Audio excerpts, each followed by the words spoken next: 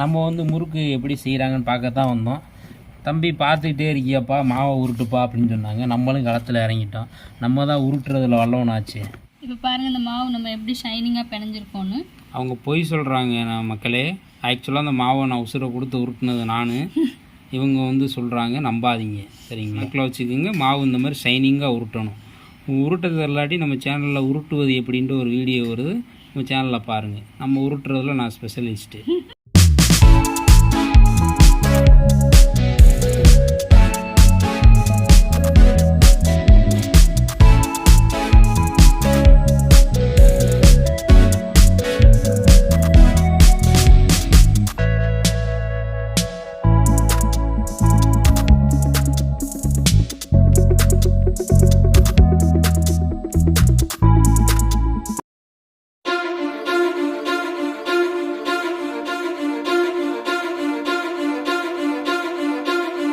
இது ஒரு 50 முறுக்கு போடுறதுக்கான முறுக்கு மாவு 1.5 கிலோ நம்ம சேர்த்துருக்கோம்.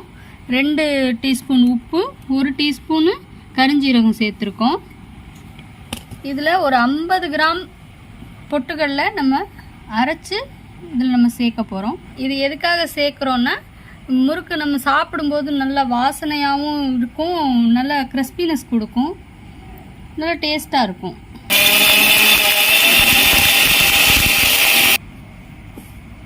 இந்த பதத்துக்கு நம்ம இந்த பொட்டுக்கடலை மாவு நம்ம அரைச்சிக்கிறோம். அரைச்சிட்டு இதை ஜலிச்சு நம்ம இதில் சேர்க்க போகிறோம். நம்ம இப்போ இந்த மாவில் வந்து பொட்டுக்கடலை மாவு அரைச்சி சேர்த்துருக்கோம். அதனால நமக்கு வந்து வனஸ்பதி நம்ம இதில் சேர்க்க போகிறது கிடையாது. உங்களுக்கு தேவைப்பட்டால் நீங்கள் சேர்த்துக்கலாம், ஒன்றும் சேர்க்கக்கூடாதுன்னு இல்லை, தேவைப்பட்டால் நீங்கள் சேர்த்துக்கலாம்.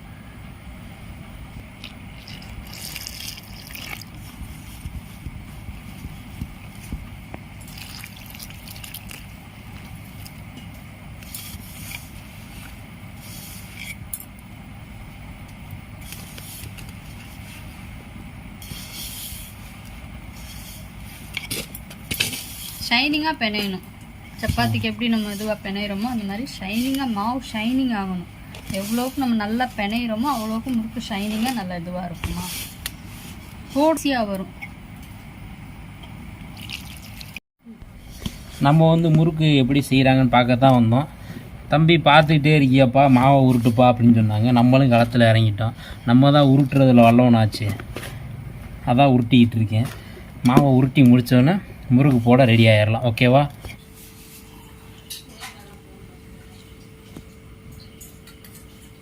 இப்போ பாருங்கள் இந்த மாவு நம்ம எப்படி ஷைனிங்காக பிணைஞ்சிருக்கோன்னு. இந்த பாருங்கள், இந்த எவ்வளோ ஷைனிங்காக இருக்குது மாவு. இந்த மாதிரி கையில் ஒட்டவே ஒட்டாது. இந்த மாதிரி ஒட்டக்கூடாது. கையில் ஒட்டினா நமக்கு போடுறதுக்கு கஷ்டமாக இருக்கும்.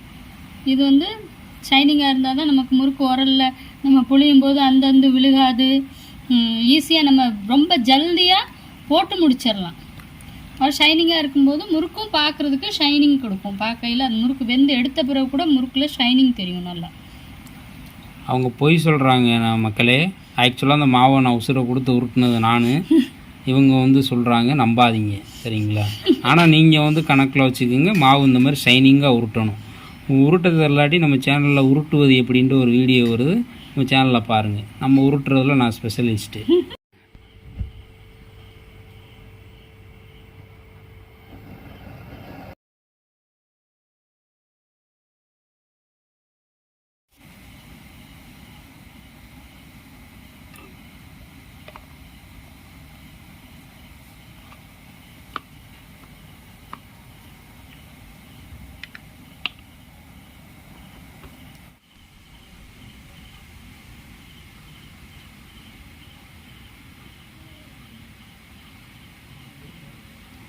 முறுக்கு புளியும் போது அந்த மாவு வெளியில் வர்றது செம்ம, அது ஒரு அழகாக இருக்குது, வேறு லெவலாக இருக்குது.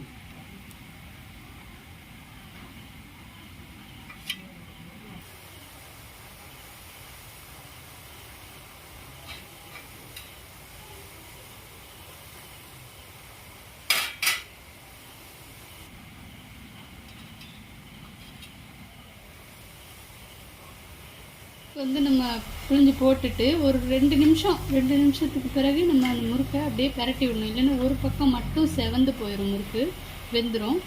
மறுபக்கம் அப்படியே வேகாமல் ஒயிட்டாக தெரியும். அதனால் நம்ம முறுக்கை ஒரு 2 நிமிஷம் கழித்து அப்படியே பிரட்டி விட்டுக்கலாம். கையை மெதுவாக பிரட்டி விடணும், உடையாமல். சிம்பிள் கான்செப்ட் தான் கைஸ். முறுக்கு சுற்றினோன்னே உள்ள எண்ணெயில் புளிஞ்சு விட்டோன்னே திருப்பினோம்னா உடஞ்சி போயிடும். ஒரு நிமிஷம் டைம் கொடுத்து தலைவரை பரட்டி விட்டோம்னா பொத்துனாப்புல பொன்னிறமாக வெந்து வருவாப்புல. அதுதான் கான்செப்ட். ஓகேங்களா? புரிஞ்சிச்சா? நம்ம பார்த்ததுக்கு இப்போ எண்ணெய் பொரியிறது பாருங்க நின்றுச்சு. இப்போ முறுக்கினுடைய கலர் நல்லா செவந்து வந்துருக்கு பாருங்க. இப்போ பாருங்க முறுக்கினுடைய நிறம் பார்த்தீங்களா? இந்த மாதிரி நல்லா இதுவாக வந்தால் தான், சிகப்பாக இருந்தால் பார்க்குறதுக்கு நல்லா பொன்னிறமாக நம்ம பாருங்க. உடைக்கும்போது இந்த மாதிரி கூடு விடணும். அப்போ தான் முறுக்கு நல்லா பொறுன்னு இருக்கும். இந்த பாருங்கள் இப்படி உடைக்கும்போது உள்ளே கூடு விட்டுருக்கு பாருங்க. ஓட்ட மாதிரி இருக்கிறது சொல்கிறீங்களா? இந்த மாதிரி எடுத்தால் தான் ஒயிட்டு கலராக எடுத்தோம்னா இது முறுக்கு டேஸ்ட் கிடைக்காது. ஜல்தி பதத்துரும் இதுவாக இருக்கும், வதக்கணும். அதான் முறுக்கு போட்டு முடிச்சாச்சு. நம்ம என்ன இது நம்ம ஃப்ரெண்ட்ஸுகளுக்கு சொந்தக்காரங்களுக்கு எல்லாருக்கும் கொடுத்து ஷேர் பண்ணி சாப்பிட்டு தீபாவளியை ரொம்ப சந்தோஷமாக எல்லாரும் கொண்டாடுங்க. ஹாப்பி தீபாவளி. சேஃபாக தீபாவளியை கொண்டாடுங்க.